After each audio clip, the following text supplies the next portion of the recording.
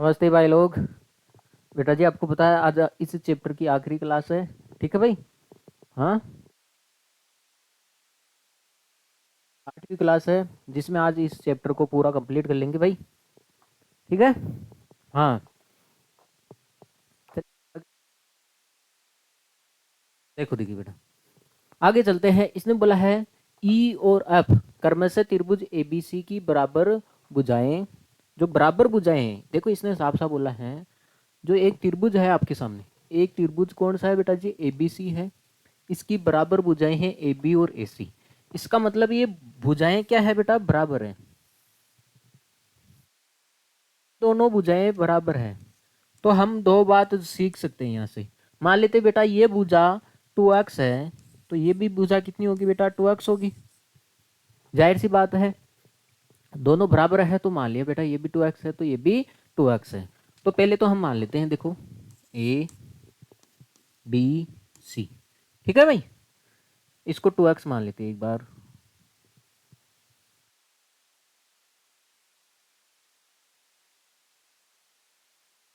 देखो बेटा, ये दोनों बराबर भुजाएं हैं। हमारे पास एक त्रिभुज आ गया बेटा ए बी सी। ठीक है भाई, तो ये हो गया आपके सामने 2x है तो ये भी 2x है। तो जितना बोले उतना लिख लेते पहले। बेटा जी आगे जाके क्या पता काम में पड़ जाए, जरूरत पड़ जाए। भाई जरूरत तो पड़ेगी, माना। पहले माना क्यों? आपको जो दिया है वो लिख लेते हैं। जो ए बी है वो किसके बराबर है बेटा? ए सी की। यार इसको हमने किसके बराबर रख दिया बेटा? 2x की। यह हमने मान लिया। ये 2x हमने मान लिया। ठीक है भाई। अब मुझे एक बात बताओ, आपको पता है ये दोनों बराबर भुजाएं, ये भुजाएं कौन सी है बेटा जी? बराबर है। ये दोनों भुजाएं बराबर है तो इनके सम्मुख कोण भी बराबर होंगे, जाहिर सी बात है। इनके सम्मुख कोण, बराबर भुजाओं के सम्मुख कोण, इसका सम्मुख कोण कौन सा होगा? ये। और इसका सम्मुख कोण कौन सा होगा? ये होगा। तो ये आपको पता होना चाहिए, जब भुजाएं बराबर है तो कोण भी क्या होंगे बेटा जी? बराबर होंगे।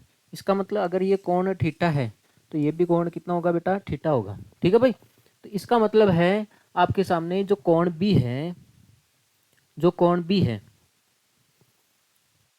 तो मतलब हो गया बेटा एंगल ए बी, या फिर बी लिख लेते हैं हम। चलो ए बी सी लिख लेते हैं, बी लिख लेते हैं। ठीक है भाई, ये दो बराबर भुजाएं हैं तो जो कोण ए लिख दिया गया, कोण बी और कोण सी क्या होंगे बेटा? कोण बी बी और कोण सी, ये दोनों क्या होंगे बेटा जी? बराबर होंगे। तो इसको थीटा मान लिया। ठीक है, इतनी सी बात है। देखो त्रिभुज एबीसी की दो बराबर भुजाएं हैं, ये दोनों बराबर भुजाएं हैं तो इसको भी हमने 2x मान लिया, तो ये भी 2x। ये थीटा है तो ये भी थीटा। ठीक है भाई। हाँ, इसने क्या बोला है? अब जो ई और एफ है, देखो इस ये दो प्यारे से वर्ड, देखो दो प्यारे से बिंदु हैं जो जो बराबर भुजाएं हैं, इनके मध्य बिंदु है। जो ई है बेटा, ये इस भुजा का मध्य बिंदु है। इस पूरी भुजा का क्या है बेटा? मध्य बिंदु।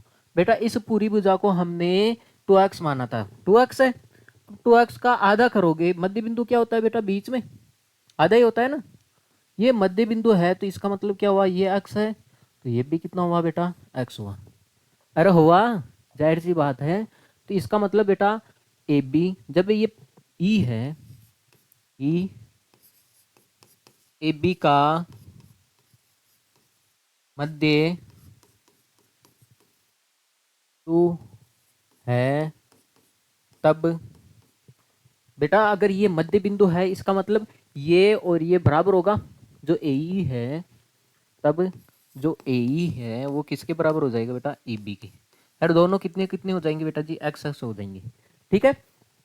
अब आगे देखो, जो ई बी है वो ए सी भुजा का क्या है? मध्य बिंदु है। अब आपको पता है ए सी भी 2x है, 2x का आधा आधा करोगे, मध्य बिंदु होता है बेटा बीच में।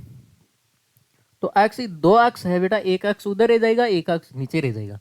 इसका मतलब है जब अप अप ए सी का मध्य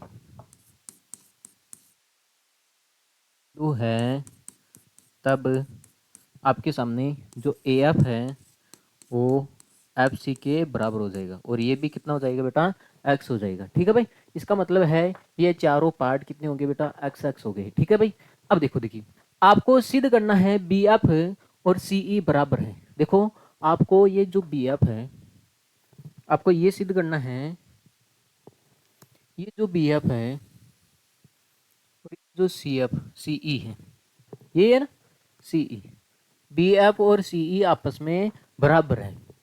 देखो देखिए बेटा, आप मुझे एक बात बताओ, दो भुजाओं को बराबर सिद्ध करना है, दो भुजाओं को बराबर सिद्ध करना है, तो हम क्या करेंगे, देखेंगे ये दो भुजाएं किस त्रिभुज में आ रही है, तो हम क्या करेंगे, उन दोनों त्रिभुजों को हम सर्वांग सम सिद्ध कर देंगे। ठीक है, और आपको पता है जब दो त्रिभुज सर्वांग सम होते हैं, देखो देखिए पहले तो देखो ये बी एफ कौन सी भुजा, कौन सी त्रिभुज में आ रही है, ये बी एफ इसमें आ रही है। देखो बी एफ, ये जो बी एफ है ये इस त्रिभुज में आ रही है, आ रही है कि नहीं आ रही है बताओ, आ रही है।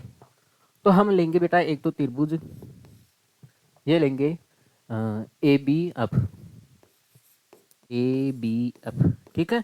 और एक कौन सा त्रिभुज लेंगे बेटा जी, एक त्रिभुज लेंगे हम, हाँ एक त्रिभुज लेंगे हम। देखो देखिए, अब देखो सी एफ कौन से में आ रही है, सी एफ इसमें आ रही है, इसमें आ रही है ना भाई, सी एफ इसमें आ रही है।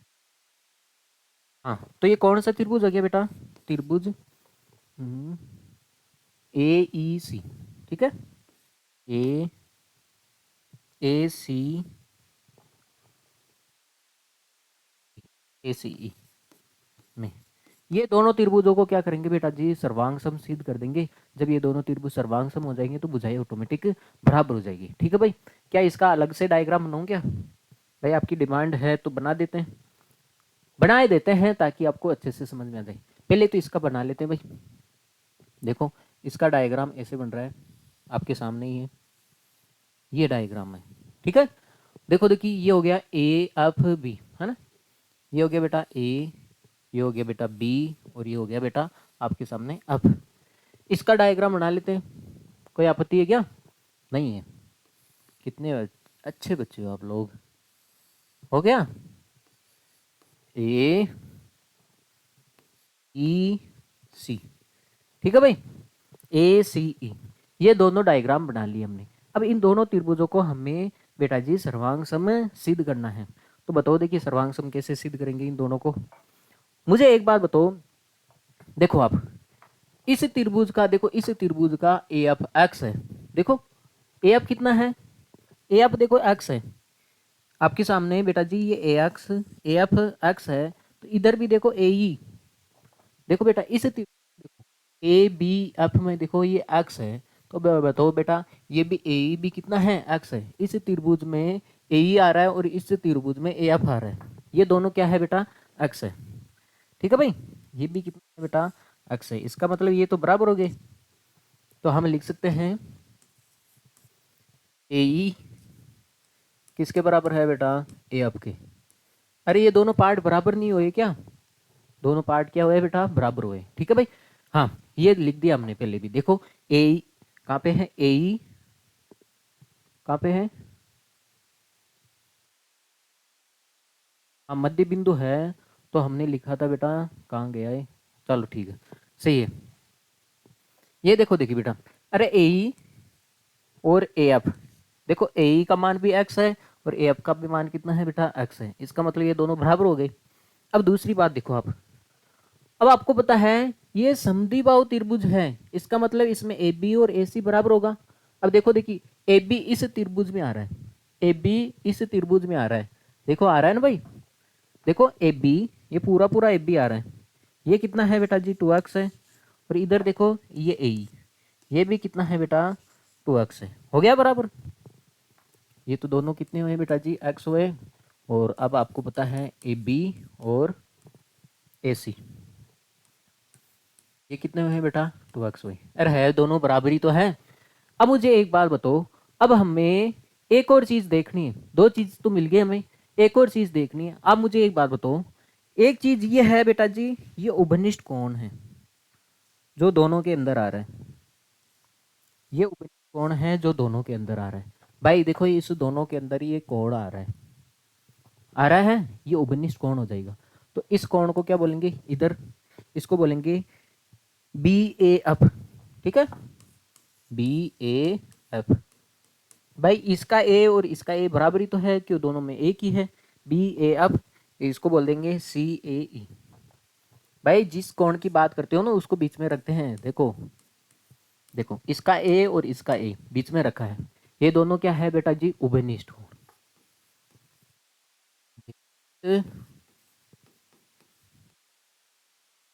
अब मुझे एक बात बताओ, देखो बेटा, दो भुजाओं के बीच का कोण, यहाँ पे भी देखो दो भुजाओं के बीच का कोण, तो इसका मतलब बेटा जी दो भुजाएं आ रही है आपके सामने और बीच में एक कोण आ रहा है, तो ये रूल लग जाएगा सर्वांग समता से, सर्वांग समता से। तो इसका मतलब है ये दोनों त्रिभुज क्या हो जाएंगे बेटा, सर्वांग सम हो जाएंगे। इसको कैसे लिख रहे हैं हम, इसको लिख रहे हैं ए बी एफ। ठीक है, ए बी एफ। तो सर्वांग सम को लिखने का क्रम भी होता है बेटा, ए बी एफ लिखा ना आपने, ए बी एफ, तो कैसे लिखा, पहले ए क्या होता है, ये ए इसके ए के बराबर है। देखो इस त्रिभुज का ए और ये ए बराबर है, ठीक है, तो इधर भी पहले क्या आएगा, ए आएगा। अब देखो बी किसके बराबर है, बी, बी है बेटा इस एक्स के सामने, बेटा बी है इस एक्स के सामने, इधर देखो एक्स के सामने कौन सा है बेटा, सी, तो पहले सी लिखेंगे। अब देख सकते हो आप, अब किसके सामने है बेटा जी, 2x के सामने, इधर देख सकते हो 2x के सामने कितना है, ई। हो गया बेटा। अब आपको पता है ये दोनों सर्वांग सम त्रिभुज है, तो सर्वांग सम त्रिभुज है तो इसकी संगत भुजाएं बराबर होगी। इसका मतलब, अरे बेटा इसको हमने सर्वांग सम सिद्ध कर दिया, इसका मतलब ये संगत भुजाएं बराबर होगी, तो यही तो हमें सिद्ध करना था। जो बी एफ है वो किसके बराबर हो गया बेटा, सी एफ की। क्यों, क्योंकि क्योंकि सर्वांग सम त्रिभुजों के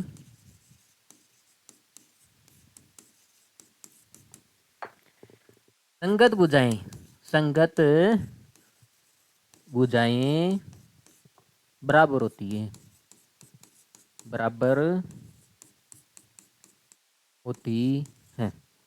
ठीक है भाई, हाँ नोट कर लिया जाए बेटा, हमने इन दोनों त्रिभुजों को सर्वांग सम किया है और कुछ भी नहीं किया है, और भुजाएं ऑटोमेटिक बराबर हो गई। ठीक है भाई, सर्वांग सम के लिए देखो ये तो बराबर दे रखा है, बराबर के आधे भी क्या होते हैं बेटा, बराबर होते हैं, जाहिर सी बात है। ठीक है, नोट कर लिया जाए। देखो देखिए, हाँ अब आपके सामने है एक समद्विबाहु त्रिभुज है एबीसी, जिसमें ए बी और ए सी बराबर है। देखो बेटा मैं आगे सवाल को पढ़ता नहीं हूँ, जितना बोलता है उतना ही कर लेते हैं। आपके सामने इसने बोला है एक समद्विबाहु त्रिभुज है जिसमें दो भुजाएं बराबर है। देखो आपके सामने ये एक समद्विबाहु त्रिभुज है भाई,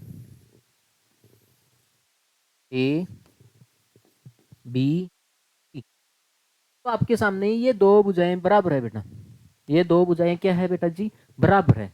जब भुजाएं बराबर होती है, मुझे एक बात बताओ, ए बी किसके बराबर है, ए बी बराबर है बेटा ए सी की।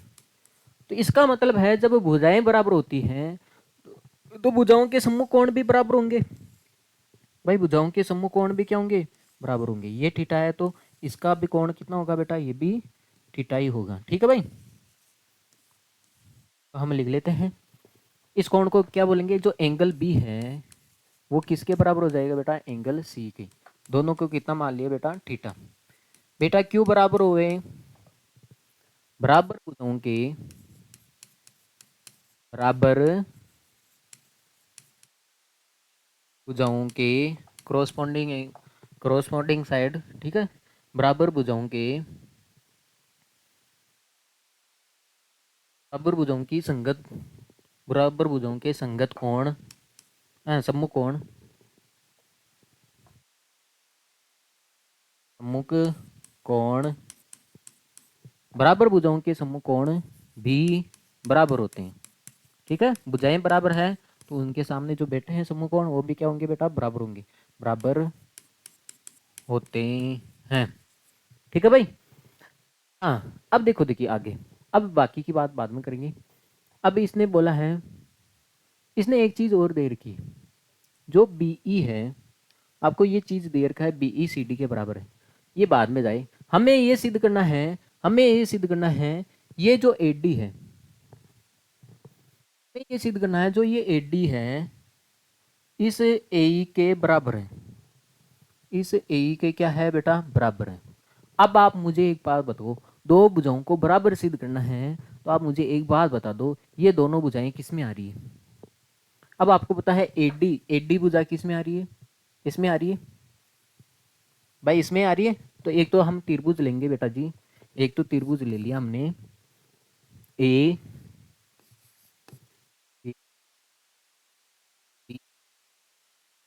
और दूसरा त्रिभुज कौन सा ले लिया बेटा जी हमने, दूसरा त्रिभुज ले लिया हमने ये वाला। अब AD और AE चाहिए ना। अब देखो AE किस में आ रही है बेटा जी, AE इसमें आ रही है, देखो ये AE है ना, ये इस त्रिभुज में आ रही है, ठीक है भाई। तो ये त्रिभुज ले लेंगे हम, त्रिभुज AEC में, इन दोनों त्रिभुजों में देखो आप लोग, ठीक है भाई। इन दोनों त्रिभुजों में देखने गए तो आपको पता है इन दोनों त्रिभुजों को सर्वांग सम सिद्ध करना है।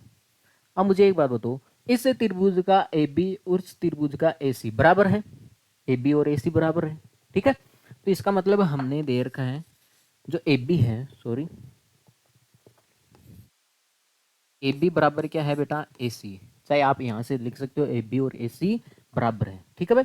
ऐसे भी लिख सकते हो क्योंकि त्रिभुज ABC एक समद्विबाहु त्रिभुज है, ठीक है भाई, समद्विबाहु त्रिभुज है, या फिर आप ऐसे लिख सकते हो दिया है, ठीक है। अब जाहिर सी बात है, अब देखो बेटा ये कोण थीटा है और ये कोण भी कितना है बेटा, थीटा है, जाहिर सी बात है।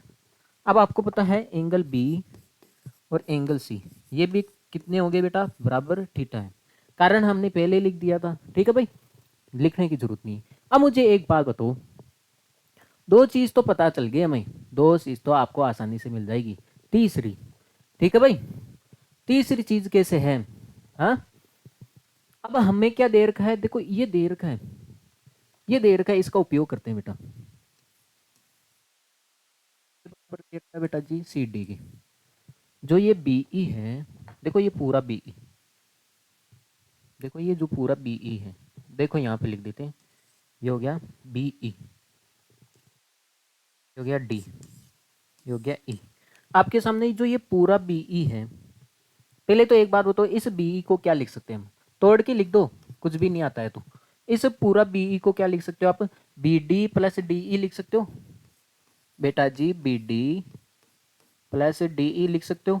इसी प्रकार देखो इस CD को क्या लिख सकते हो आप, देखो ये CD है ना, ये CD, इसको क्या लिख सकते हो आप बेटा, DE प्लस EC लिख सकते हो, DE प्लस EC। अब देखो देखिए बेटा, ये तो कट गया भाई, ये दोनों बराबर है इसलिए कट गए ये दोनों की दोनों भाई, ये दोनों प्राणी कट गए भाई, ठीक है, ये कट गए, चलो काट दिया। अब इसका मतलब यहाँ पे कितना आया बेटा, BD किसके बराबर आया बेटा, EC के।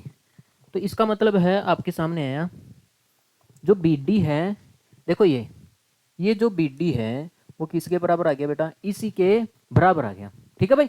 अब मुझे एक बात बताओ, देखो ये भुजाएं पहले ही बराबर थी, ये कौन, देखो बेटा ये दो भुजाएं AB और AC,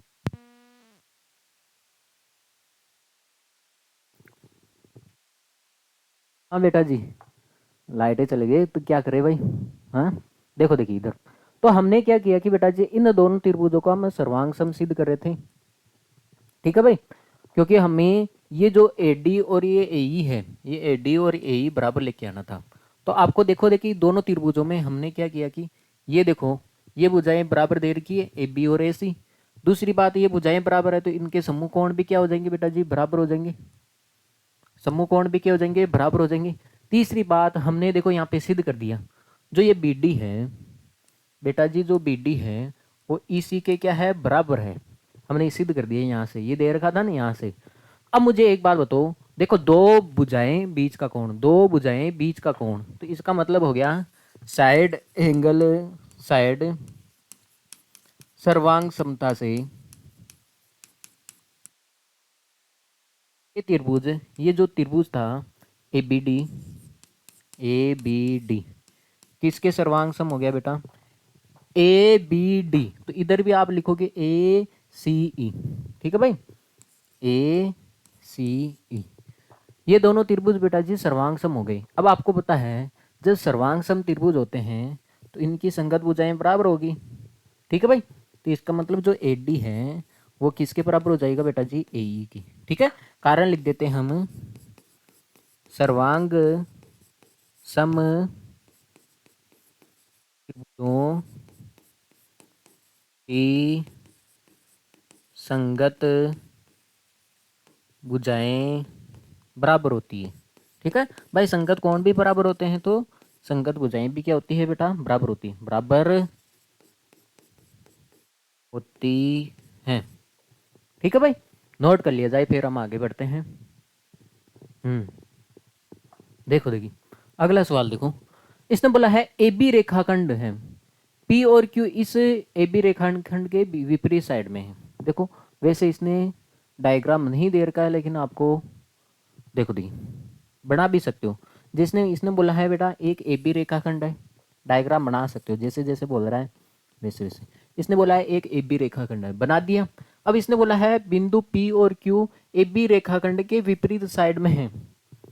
एक तो पी मान लेते ऊपर है, क्यू मान लेते नीचे, मतलब विपरीत साइड में, एक साइड में नहीं है। ऐसे नहीं अब पी भी यहाँ पे है और क्यू भी यहीं पे, ऐसा नहीं है। तो इसने बोला है जो पी और क्यू है, मान लेते ये पी है, बिंदु पी है, और ये मान लेते बेटा बिंदु क्यू है। ये दोनों एक दूसरे के विपरीत साइड में है, ठीक है भाई। हाँ, इसमें से प्रत्येक ए और बी, इसमें से प्रत्येक ए बी से समदूरस्थ है, मतलब पी भी ए बी से समदूरस्थ है। इसका मतलब है बेटा जो ये दूरी है, ये कहना चाह रहा है ये पी है ना, जो ए से और बी से भी क्या है बेटा? समदूरस्थ है। इसका मतलब ये दूरी और ये दूरी आपस में क्या है बेटा? बराबर है, ठीक है। मतलब प्रत्येक बिंदु, इसका मतलब क्यू बी बेटा ए बी से क्या है? समदूरस्थ है।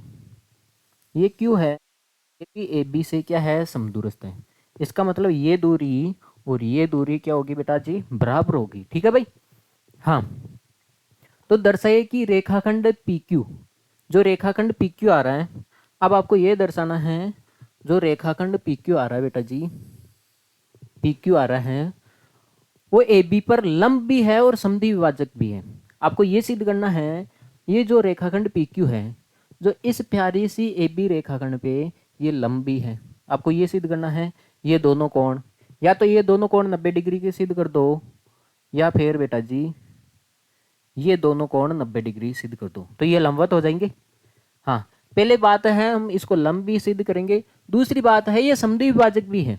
समद्वि विभाजक का मतलब है बेटा ये इसको और इसको बराबर भागों में भी बांटे, ये आपको सिद्ध करना है, ठीक है भाई। अब मुझे एक बात बताओ, आप सब जानते हो बेटा, आप सब जानते हो ये दो रेखाएं, मान लेते हैं ये बिंदु हो गया आपके सामने ओ में मान लेते हैं, ठीक है, ओ मान लेते हैं, चलो सी है, इसको ओ बना लेते हैं, ओ बना लेते हैं इसको, ठीक है। ये रेखाखंड बेटा जी ओ हो गया, आगे होगी बात में। ये रेखाखंड आपके सामने ओ हो गया। अब मुझे एक बात बताओ, अगर आपको इस बेटा ये पी पी क्यू जो रेखाखंड है, जो ए बी को क्या कर रहा है? समद्वि विभाजित कर रहा है, ये आपको सिद्ध करना है। तो इसका मतलब अगर मैं ए ओ और बी ओ बराबर लेके आ जाऊं बेटा जी, कुछ ऐसा करूं मैं ए और बी ओ बराबर आ जाए, तो इसका मतलब ये समद्वि विभाजित हो जाएगा, क्योंकि इस दो को बराबर भागों में बांट रहा है भाई। जिस जिस रेखा को कोई रेखा दो बराबर भागों में बांट देती है वो समद्वि विभाजक रेखा कहलाती है ना। तो ये काम कर रहा हूं, तो इसका मतलब मुझे ये काम करना है, ठीक है भाई। हाँ, अभी तो मैं इसको रब कर रहा हूँ क्योंकि अभी ये बराबर नहीं है बेटा। देखो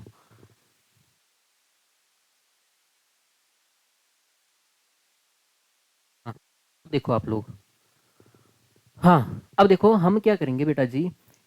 अब देखो दो रेखाओं को, इन दो रेखाओं को बराबर सिद्ध करने के लिए हम क्या करेंगे, इन दोनों त्रिभुजों को क्या कर देंगे बेटा? सर्वांग सम सिद्ध कर देंगे। जब ये दोनों त्रिभुज सर्वांग सम सिद्ध हो जाएंगे तो बेटा ये रेखा इसके बराबर हो जाएगी और ये कोण इसके बराबर हो जाएगा। ठीक है, ये काम करना है। लेकिन बेटा दिक्कत ये है, इन दोनों त्रिभुजों को आप सर्वांग नहीं कर सकते। क्यों नहीं कर सकते, मुझे एक बात बताओ। इस त्रिभुज में देखो, दोनों त्रिभुजों में, इस त्रिभुज में ये भुजा और ये भुजा बराबर आ रही है, एक चीज तो आपको मिल रही है। दूसरी चीज आप ऐसे देख सकते हो, ओ बी, देखो पीओ और पीओ क्या है, दोनों में कॉमन है, तो इसमें दो ही चीजें मिलेगी आपको। ठीक है, तो दो चीजों से हम किसी को सर्वांग सिद्ध नहीं कर सकते। ठीक है भाई, कम से कम 3 प्राणी चाहिए ना, कम से कम 3 पॉइंट चाहिए हमें। तो बेटा जी सर्वांग सिद्ध करने के लिए आप देखो हम क्या करेंगे बेटा जी, थोड़ी सी बात देखो, आप मेरी बात समझो। आप सर्वांग सिद्ध करने के लिए किसी को सर्वांग सम, लेकिन उसके लिए मैं एक काम करना पड़ेगा। पहले हमें इन दोनों को सर्वांग सम सिद्ध करना पड़ेगा। पहले हमें इन दोनों को सर्वांग सम सिद्ध करना पड़ेगा। तो अब देखो बेटा, तो हम त्रिभुज ले रहे हैं आपके सामने। त्रिभुज एक तो हो गया बेटा, ओ को हटा दो क्योंकि ओ भी किसी काम का नहीं है हमारे। ठीक है, क्योंकि हमें इन दोनों त्रिभुजों को सर्वांग सम सिद्ध करना है ना भाई, ये ओ भी किसी काम का नहीं। हाँ, एक तो त्रिभुज है P A Q, P A Q, और एक त्रिभुज कौन सा है, त्रिभुज पी, दोनों को सर्वांग सिद्ध करना है। ठीक है, तो ये तो सर्वांग हो रखा है। देखो बेटा, इस त्रिभुज और इस त्रिभुज में, इस त्रिभुज का एपी और उस त्रिभुज का पीबी क्या है, बराबर है। इसका मतलब एपी और पीबी क्या है बेटा, बराबर है। क्यों बराबर है, पी ए व बी से क्या है, बी से समदूरस्थ है। ये समान दूरी पे है ना पी, ठीक है, इसलिए ये बराबर हुआ। हाँ, अब आपको पता है इस त्रिभुज का ए क्यू उस त्रिभुज का बी क्यू बराबर है। भाई इस त्रिभुज का ए क्यू उस त्रिभुज का बी क्यू क्या है, बराबर है। कारण क्या है, क्यू ए व बी से क्या है बेटा, क्यू बी ए व बी से क्या है बेटा जी, समदूरस्थ है, समदूरस्थ है। अब मुझे एक बात बताओ, दो चीजें तो मिल गई, तीसरी चीज देखो बेटा, तीसरी चीज ये है, इस त्रिभुज में भी पी पी क्यू आ रहा है और इस त्रिभुज में भी पी क्यू आ रहा है, उभयनिष्ठ भुजा आएगी बेटा, पी क्यू बराबर पी क्यू। देखो ये दो चीज तो आपको दे रखी थी, तीसरी चीज उभयनिष्ठ आ गई, तो ये क्या हो जाएगा बेटा, सर्वांग सम हो जाएगा, उभयनिष्ठ भुजा। अब मुझे एक बात बताओ बेटा जी, तीन भुजाएं बराबर हैं तो ये हो गया बेटा साइड साइड साइड सर्वांग समता से। क्या ये दोनों त्रिभुज सर्वांग सम हो गए भाई, ये दोनों त्रिभुज सर्वांग सम हो गए क्या, P Q, P A Q किसके सर्वांग सम हो गया, देखो मैंने लिखा है पी ए क्यू, ये किसके सर्वांग सम हो जाएगा बेटा, पी बी क्यू। हमसे लिखोगे तो। अब मुझे एक बात बताओ, अब आप देखो, देखिए यहाँ से इससे हमें फायदा मिलेगा। वो हमारे एक चीज कम पड़ रही थी ना बेटा, इन दोनों को सर्वांग सम सिद्ध करना था, तो यहाँ पे हमें एक चीज कम पड़ रही थी, वो एक चीज यहाँ से मिलेगी हमें। आप देखो बेटा, इस त्रिभुज का पी और इस त्रिभुज का पी बराबर होगा बेटा, दो सर्वांग सम त्रिभुज है, तो इसका मतलब है इस त्रिभुज का जो एंगल पी है बेटा जी, जो इस त्रिभुज का एंगल पी है और जो इस त्रिभुज का जो एंगल पी है, ये दोनों बराबर होंगे, जाहिर सी बात है, क्योंकि ये दोनों त्रिभुज क्या है, सर्वांग सम है। तो बताओ, ठीक है, तो इसका मतलब क्या हो गया, ये कोण बराबर हो गया, जाहिर सी बात है, ये कोण क्या हो गया बेटा, बराबर हो गया ना, अरे हो गए ना। तो देखो देखिए बेटा, तो यहाँ पे लिख सकते हैं बेटा जी, इस पी को, ये इस कोण को क्या बोलेंगे हम, ए पी क्यू। ठीक है, ए पी क्यू किसके बराबर हो जाएगा, त्रिभुज, इसको क्या बोलेंगे, बी पी क्यू। क्योंकि कारण लिखना पड़ेगा बेटा, सर्वांग सम, सर्वांग सम त्रिभुजों के संगत कोण बराबर होते हैं। ठीक है भाई, बराबर बराबर होते हैं। अब देखो, देखिए बेटा, अब जब आपने इतना कर लिया है तो अब बेटा कुछ बचा ही नहीं, हमें केवल ये कोण बराबर लेके आना था। ठीक है, क्योंकि हमें पहले पता चल गया था इन दोनों को सर्वांग सम सिद्ध करना है। तो इसको मैं रब कर देता हूँ एक बार के लिए। ठीक है भाई, देखो अब हम इसमें देखेंगे, इस त्रिभुज में देखेंगे, इसमें देखो आप, फिर इसको नीचे वाले को हटा दो भाई। भाई ये नीचे वाला हमारा किसी काम का नहीं भाई।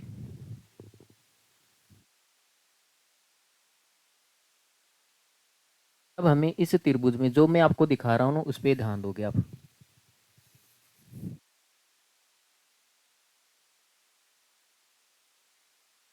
अब इन दोनों त्रिभुजों को क्या कर रहा हूँ मैं, सर्वांग सम सिद्ध कर दूंगा। ठीक है, जाहिर सी बात है। देखो कैसे सिद्ध करूंगा मैं इसको।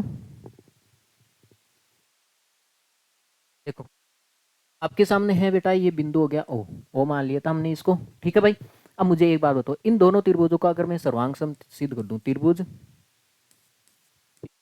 ओ ए व त्रिभुज व व त्रिभुज पी ओ बी में, दोनों त्रिभुजों में देखो आप, देखो पहले तो ये दे रखा है ए बी किसके बराबर है बेटा, ए पी बराबर है बेटा पी की। ये चीज आपको दिया है भाई, दिया है, जाहिर सी बात है ए पी है वो पी बी के बराबर है। ठीक है, अब मुझे एक बात बताओ, दोनों में एक चीज कॉमन आ रही है, पी ओ उभनिष्ठ है, पी ओ और पी ओ क्या है बेटा, उभनिष्ठ है, निष्ठ है, उभयनिष्ठ कोण। अब मुझे एक बात बताओ, ये चीज तो हमें पहले भी मिल रही थी भाई, ये तो ये इसके बराबर था और ये उभयनिष्ठ आ गई, ये चीज तो हमें पहले भी मिल रही थी, लेकिन दो चीजों से हमारा काम नहीं बनता, तो इसलिए हमने इन दोनों त्रिभुजों को सर्वांग सम सिद्ध किया। और ये दोनों त्रिभुज बताते हैं कि ये जो कोण है ये दोनों आपस में क्या होते हैं बेटा, बराबर होते हैं। इस कोण को क्या लिख सकते हो आप, ए पी ओ किसके बराबर हो जाएगा, बी पी ओ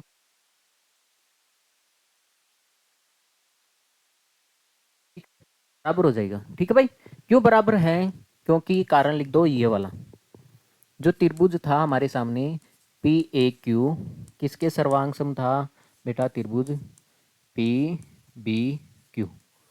ये दो सर्वांग सम त्रिभुज हैं तो ये कोण भी क्या होंगे बेटा, बराबर होंगे। अब मुझे एक बात बताओ, दो भुजाएं बीच का कोण बराबर हैं, तो ये हो जाएगा बेटा साइड एंगल, साइड सर्वांग समता से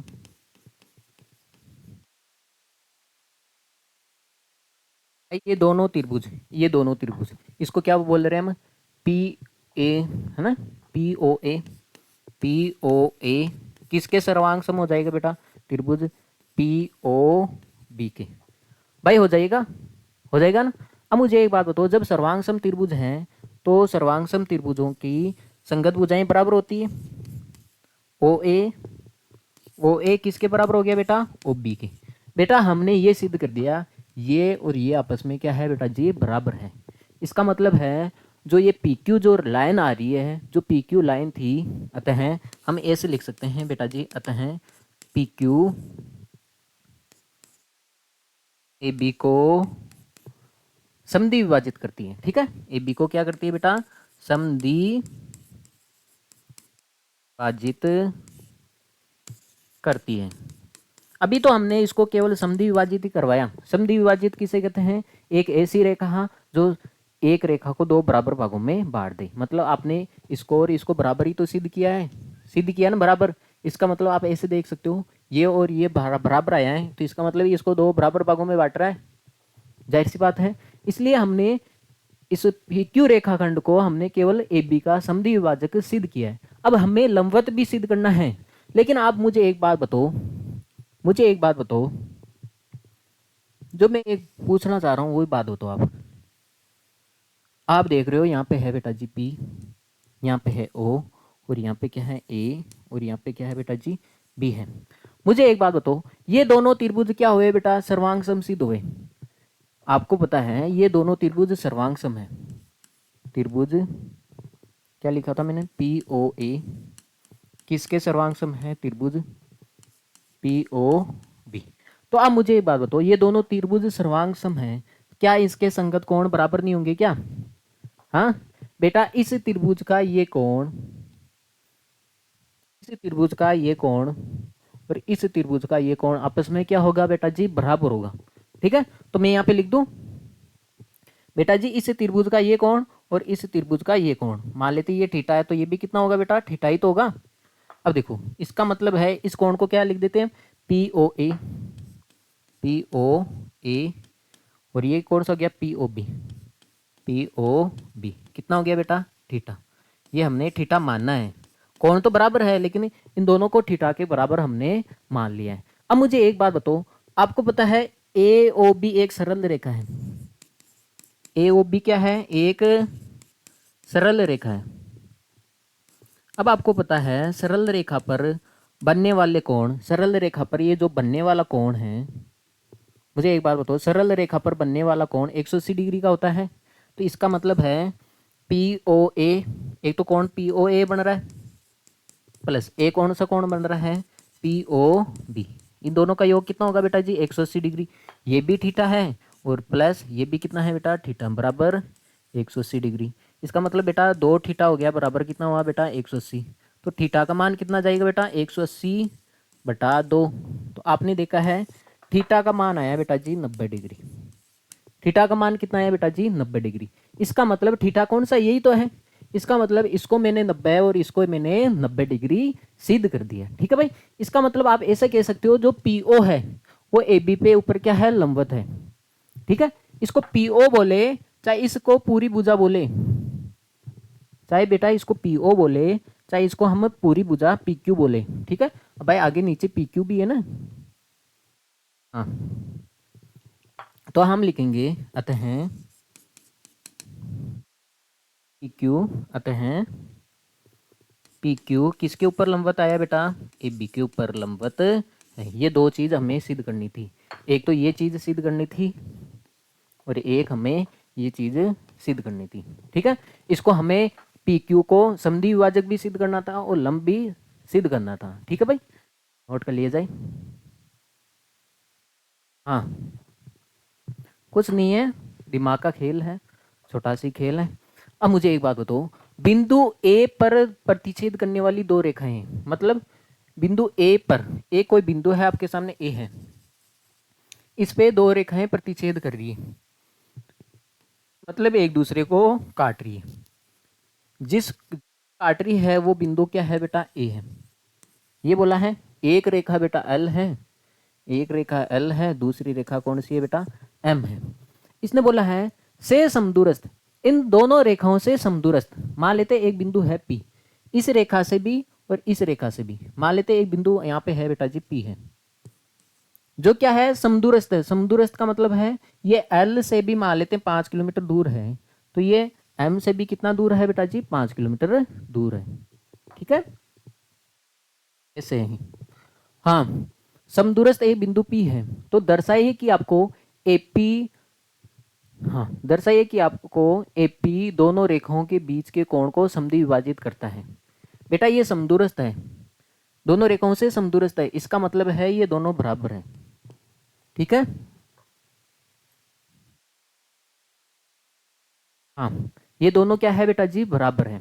आपको ये सिद्ध करना है, आपको ये सिद्ध करना है जो AP है, जो AP है इस कोण A को समद्वि विभाजित करती है। आपको ये सिद्ध करना है बेटा, AP को आपको एंगल बाई सेक्टर लाइन सिद्ध करनी है। मान लेते बेटा एंगल A 60 डिग्री का है, तो इसका मतलब इसको दो बराबर, समद्वि विभाजित का मतलब दो बराबर भागों में बांटेगी, तो ये भी 30 का आएगा और ये भी 30 का आएगा। इसका मतलब है इन दोनों कोणों को हमें बराबर सिद्ध करना है। किस कोण को? इस कोण को और इस कोण को आपको बराबर सिद्ध करना है। तो आप तो ये एक ही बात जानते हो बेटा, जब दो भुजाओं को बराबर सिद्ध करना हो या दो कोणों को बराबर सिद्ध करना हो तो हम इन दोनों त्रिभुजों को सर्वांग सम सिद्ध कर देंगे। दोनों त्रिभुजों को क्या कर देंगे बेटा? सर्वांग सम सिद्ध कर देंगे। ठीक है भाई, हाँ तो एक ही काम करना है हमें, इन दोनों त्रिभुजों को सर्वांगसम सिद्ध करना है। ठीक है। हाँ देखो, देखिए ये दोनों त्रिभुज है, इसको सर्वांगसम सिद्ध करना है। तो एक तो त्रिभुज ले लेते हैं बेटा जी, ये हो गया एक त्रिभुज, तो आपके सामने ये हो गया ये वाला, इसको बोलेंगे बी ए पी। ठीक है भाई, या फिर हम बोल देंगे त्रिभुज A P A B P. ठीक है भाई, ए बी पी त्रिभुज। नीचे वाला भी आ रहा है ना बेटा, एक त्रिभुज आ रहा है ए सी पी, एक त्रिभुज आ रहा है बेटा जी ए सी पी में। मुझे एक बात बताओ, आपको पता है ये पी बिंदु है ना, पी बिंदु, देखो इसने बोला है जो, देखो जो पी बिंदु है, पी बिंदु है जो दो रेखाएं से क्या है, ये समदूरस्थ है। समदूरस्थ का मतलब समझ गए, ये बेटा बी से भी मान लेते 5 किलोमीटर दूर है, तो ये सी से भी 5 किलोमीटर ही दूर आएगा। अगर मान लेते बी से 10 किलोमीटर दूर है, तो ये सी से भी कितना है, 10 किलोमीटर दूर है। इसका मतलब ये मध्य बिंदु है। इसका मतलब ये आपके सामने बीपी और सीपी क्या हो जाएगा बेटा, बराबर हो जाएगा। बीपी और बराबर क्या है बेटा, सीपी है। क्यों बराबर है, क्योंकि पी एल व एम से समदूरस्थ है, समदूरस्थ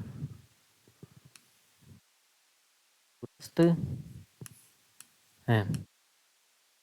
आप देख सकते हो दोनों त्रिभुजों में 90-90 डिग्री आ रहा है, दोनों त्रिभुजों में क्या आ रहा है बेटा, 90 डिग्री। इसका मतलब है एंगल बी और एंगल सी कितना है बेटा, 90 डिग्री है।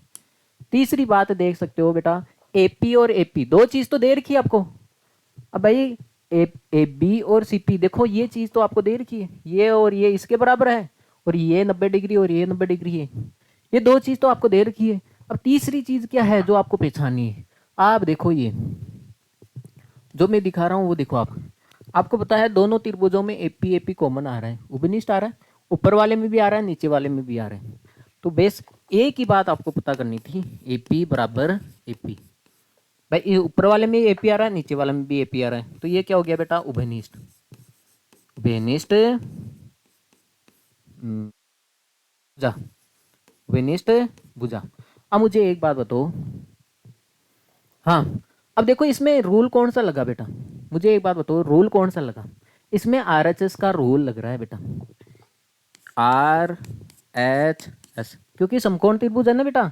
तो इसमें देखो, देखिए आरएचएस का रूल लग रहा है या नहीं, ऐसे नहीं आप ऐसे सोच लो भाई समकोण त्रिभुज आ रहा है तो सीधा आरएचएस का रूल लगा दो। तो आरएचएस का रूल कब लगता है, जब देखो इधर सर्वांग समता से, आरएचएस का रूल कब लगता है, जब दो दो त्रिभुजों में 90 डिग्री बराबर हो। क्या इसमें 90 डिग्री है, क्या है भाई, देखो बी और सी क्या है बेटा, 90 डिग्री है। ठीक है, और क्या लगता है इसमें, एच का मतलब हो गया कर्ण। अब कर्ण आपको पता होना चाहिए, कर्ण किसे कहते हैं बेटा, कर्ण इसे कहते हैं जो 90 डिग्री के सामने वाली भुजा को क्या बोलते हैं हम बेटा जी, कर्ण बोलते हैं। इसको क्या बोलते हैं हम, कर्ण बोलते हैं।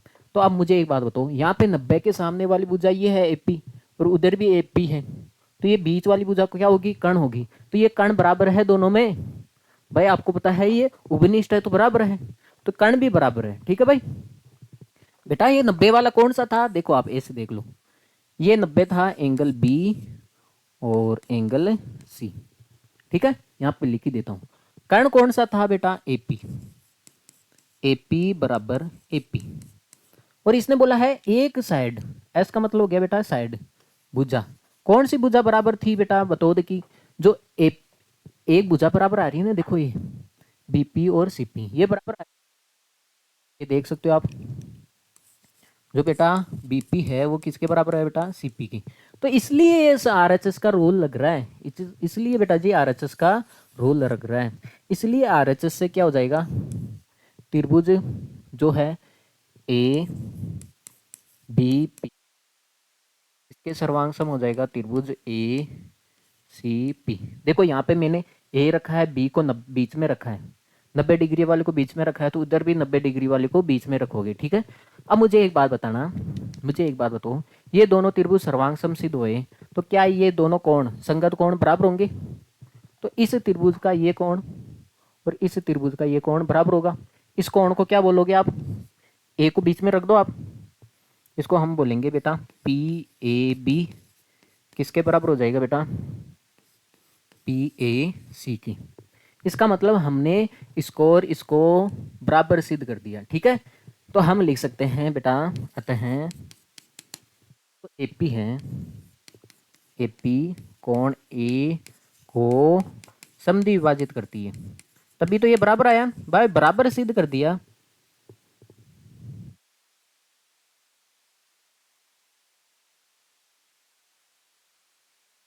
दो कोणों को बराबर सिद्ध कर दिया। देखो बेटा आपके सामने जो कोण ए था, ये मान लेते हैं बेटा जी 90 का था, है 80 का मान लेते हैं, ये 80 का था, तो हमने इसको क्या कर दिया बेटा, इसको भी 40 का कर दिया और ये भी 40 का। इसका मतलब इन दोनों को मैंने बराबर सिद्ध किया है।